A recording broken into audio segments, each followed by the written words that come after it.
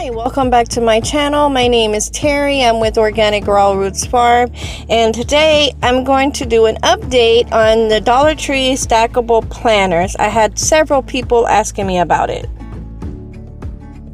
If you have Instagram, we would love to see you there. We would love for you to follow us, and we do a lot of Instagram stories, and we also post daily when we can. So this first planter that I have the lettuce in actually came from my hanging stackable planter. I will put the link to that in the corner so you can see it. Here I had some Swiss chard. Unfortunately, the iguana ate it.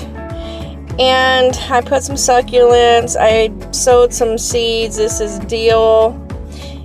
And I also did some wildflowers, and I did a lot of basil in the stackable and succulents. The lettuce is gorgeous. I do tacos with it and salads with it, and there again the Swiss chard is horrible because of the iguanas. It is spring and summer here in Florida, and they like anything this green.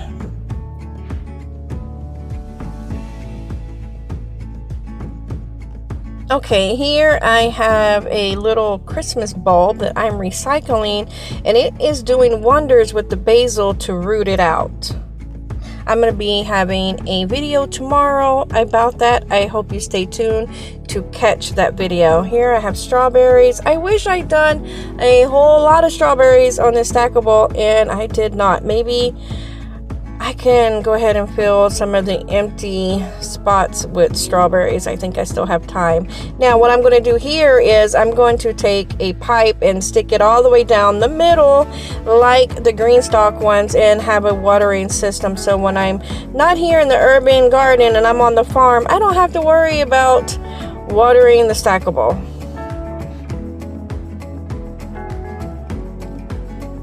Okay guys, I hope you enjoyed this video of the update of the stackable planter. I will leave the link to the actual planter that I made in the right hand corner.